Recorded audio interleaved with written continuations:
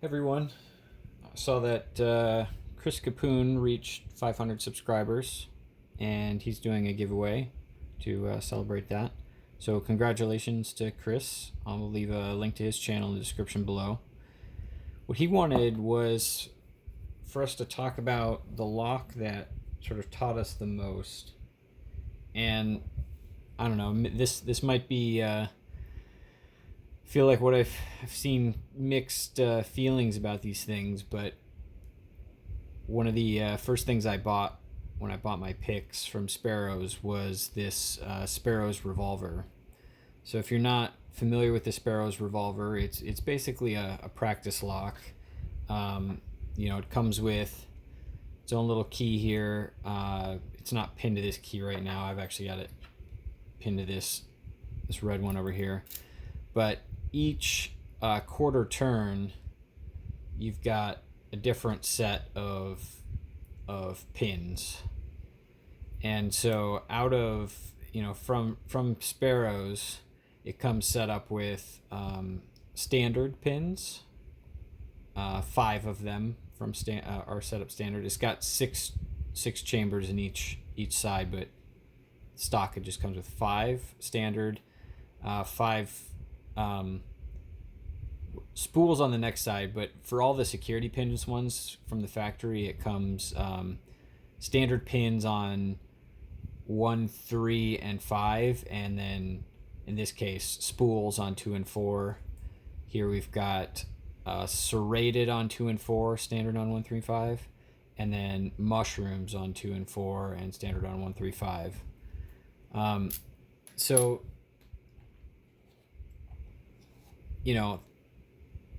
the mixed reviews that I sort of, or the thoughts I see from people when they talk about the revolver, I think a lot of people don't own them, but these are about $40 US, and from my point of view, you sort of get 4 locks, for $40. Now you can, if you think of like an American 1100 or something, you can buy those for about $10 on eBay. Some locks cost a little bit more, maybe $10 to $15. I know if you are just starting out, you can go to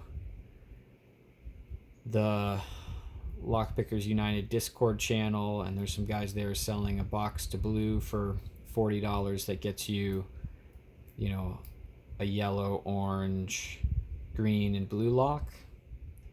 So the question is, is it worth it to get 4 different locks, 4 different real locks, or maybe buy this Sparrows revolver, which is kind of like 4 locks. I'll admit it's not exactly like 4 locks. You'll find that, at least for me, this one, the binding order is pretty much the same on all 4 sides. But I'll tell you why I think it's still a good deal, and you should consider it if you're maybe just starting out. Maybe even if you're not just starting out, they're fun, to be honest. I liked it because it's pretty portable, pretty easy to take with you to friend's house or doctor's office, or some place where you're just going to be sitting there,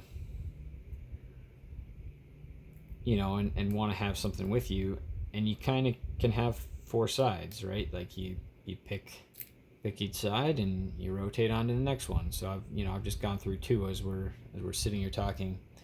So that's nice. Let's stop picking for a minute here. The thing that really taught me a lot, though, was how easy it is to reconfigure this thing. So it's got grub screws on each side, and I forget exactly here, but it comes with a whole bag of pins. You've got more serrated pins, more mushroom pins, more standard pins, more spools. I think it also came with, or I know it came with a 6-pin key. So I mentioned it comes with just 5 loaded, but you can put the 6-pin key in.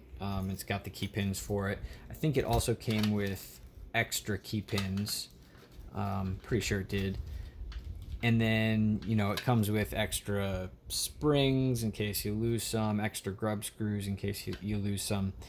But the point I want to make is, when I got this thing, and this is some of the criticism I hear from other people, some people get some pretty nasty keys, and as a first-time picker, maybe they have a hard time picking it. I don't know that this one is particularly bad, but maybe you get a really bad one.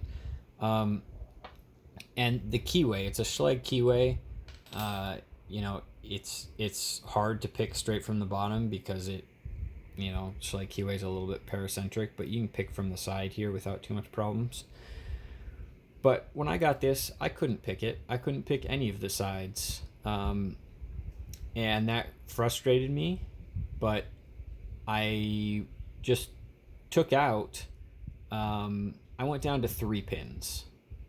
And when you do that, you do have to be a little bit careful. You really want to probably do that all the way around, make them all 3 pins. You can also, the reason why is because if you take the key pins out specifically and rotate around and don't take the driver and spring out of the other side, then the driver and spring will fall down into the chamber and you'll mangle your springs. So I recommend taking them out all the way around, or you can just take the driver and spring out and leave the key pin in. I don't really like doing that because I'm a little afraid that the key pin might fall up into one of the chambers, and then you'll still have the same problem. But progressively pinning that, letting me go from 3 pins and feel what they felt like all the way around, and then add the 4th pin, feel like what it felt like all the way around, add the 5th pin.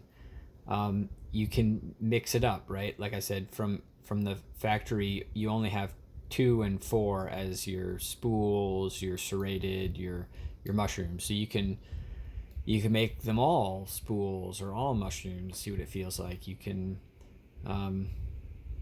mix them up, make some serrated, some mushrooms, some spools, some normal, right? You can try all kinds of things. Now, it's not part of just the revolver, but I also bought the Sparrow's Reload Kit. The Sparrow's Reload Kit comes with, I feel like I'm missing a key here. I guess it's this. Comes with 4 extra keys, and then a bunch more of the pins, and some pinning mats and that kind of stuff. I don't know that it's really necessary. Like I said, with just the revolver, you can just mix around different key pin combinations. But I was really shocked at how big of a difference. You can master this thing, right? You can get it down, feel like you know it, and then just change the key. And for me, anyways, that struggled. That caused me to struggle on a number of these. So again, I would go back to the drawing board and put it back to 3 pins, then 4 pins, then 5 pins, and etc.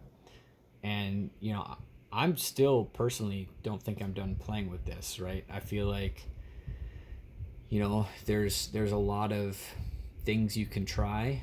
If you do buy the Reload Kit, mine came with like these chess and checker pins, which is pretty cool. And so yeah, I don't know, I think it's a good value. I think the fact that it's easily portable, I'm not going to say it's necessarily better than 4 real locks, but I feel like it could be maybe just as good as 4 real locks. Now with that said, just one last comment or note. I then got full of myself and thought I could tackle an American 1100, and bought one of these, and this thing kicked my butt. Right, like I couldn't I couldn't get anything out of this. But going back to the revolver, I used the same strategy. I said, all right, I probably never would have even thought to do it, but let's just pin this up to 3 pins and see if I can pick it. And then 4 pins and see if I can pick it. And then 5 pins. And this one's nasty and it's got 6 pins, but all the way up to 6 pins. So again, the lessons I learned from the revolver of being able to progressively pin, try different things, how much just the key can make a difference, the bitting. I don't know, I think it's a great tool, and that's why it's my lock that I've learned the most from. All right, thanks for watching. Congratulations to Chris, and I'll leave a link to his channel in the description below. Go check it out.